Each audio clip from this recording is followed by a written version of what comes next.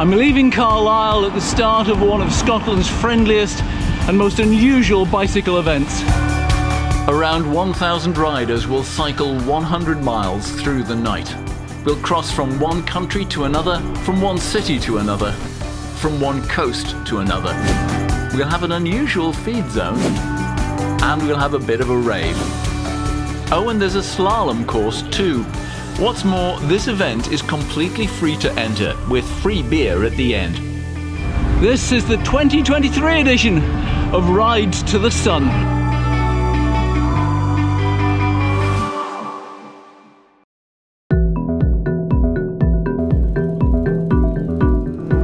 We start in a public park in the border city of Carlisle. And when I say we, no one has any idea how many cyclists there will be.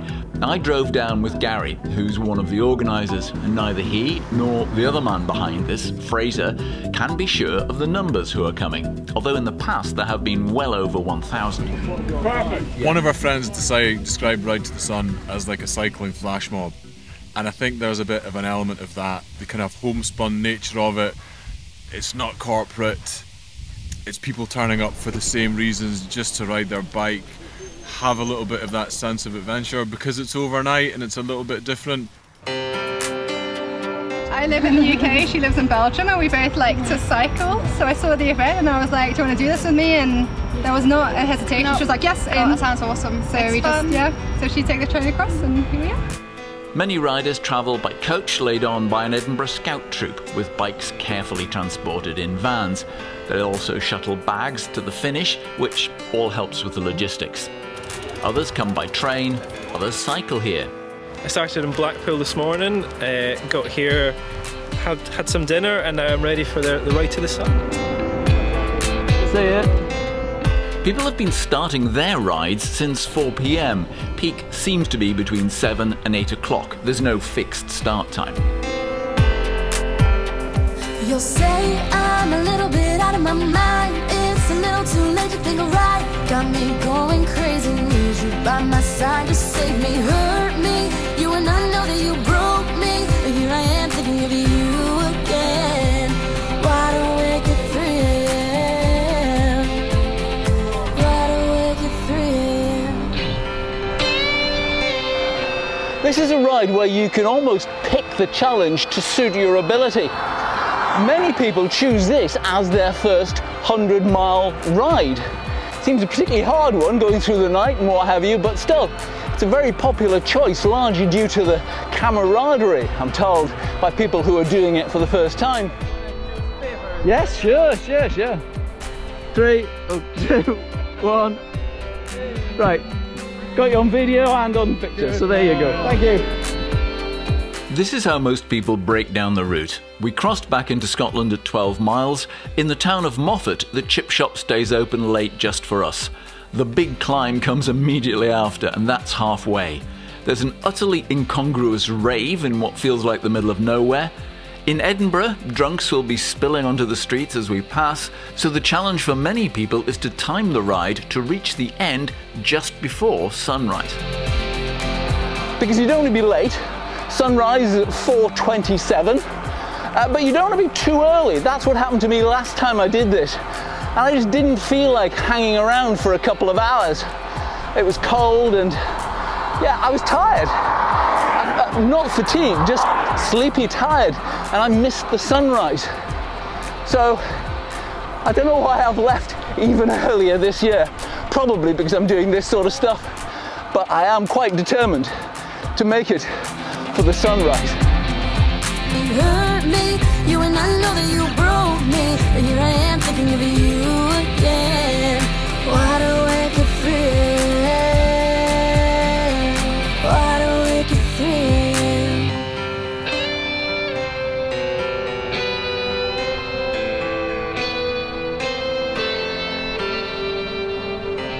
Right, well, turns out it was a wee bit more substantial than I first thought. So I'm going to have to change the inner tube. See, this is something else about getting your timings right. You've got to allow for that kind of thing happening. It's not all easy, this. It's not at all easy. Yes, please. You got any chip rolls?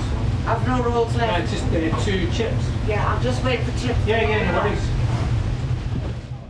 Just realised there are no midges, and it's warm, and there's no wind. Because the last 2 times I've been here, we've been bitten to death, and I have not been hanging around doing this sort of thing. In fact, when I filmed it for the Beaver, I had a head net on. This is good. This is very good.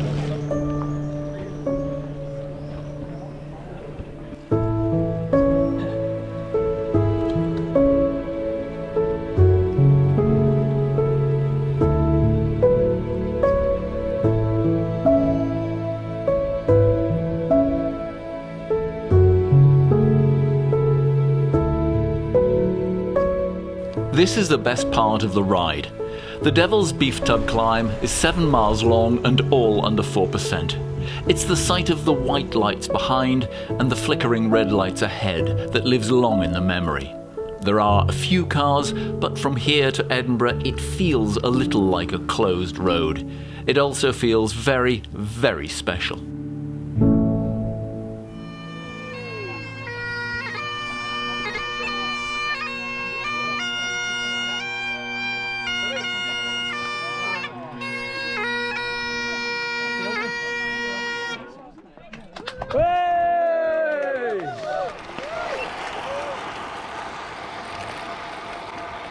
This could be the long, lonely section of the ride after halfway, because you're riding in a cone of your own light. There's not much moon tonight, and it is actually quite chilly, although that could just be my sweat drying on me. Not as cold as in previous years. Some people have shown up at the bottom of this descent absolutely frozen and bailed out.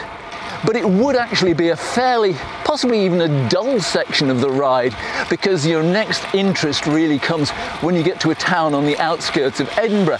Except between here and there is something a little special, and that is the Crook Inn.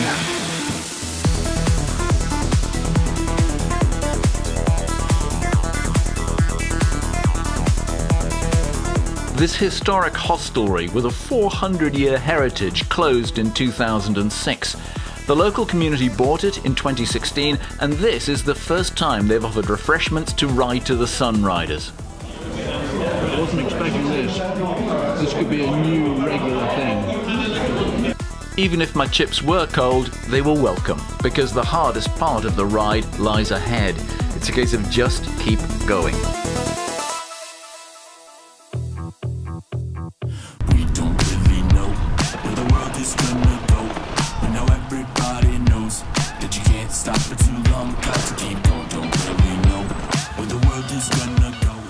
Sure sign of civilization is that you can see me without me putting the camera light on. It's because there are street lights.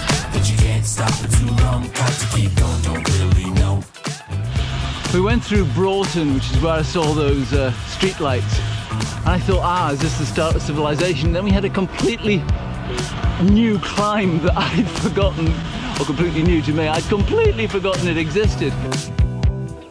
The first hint of dawn is manifesting as we reach Pennycook, 14 miles to go. We meet traffic, all-night services, road infrastructure, and the remnants of numerous parties.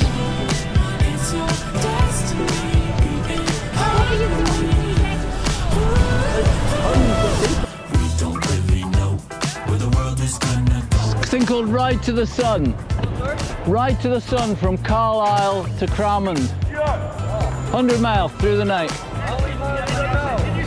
Oh, nearly done. This really is quite an amazing time to be riding through a city. You're seeing all sorts. And that is the most welcome sight of all, the light of a new day rising from the sea. Honestly, never let it be said cyclists run red lights. Oh, there you go.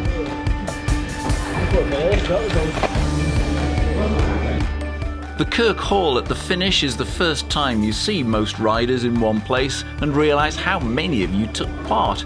There's coffee, rolls and free beer. The certain unique elements like Linda in the chip shop, a piper at the top of the beef tub and a rave, and free beer at the finish, and I think all of those things combined to create something very unique and different, and it captures people's imagination. It's a very easy idea that you leave Carlisle and you end up in Cramond in time for the sun. You can say it in a sentence.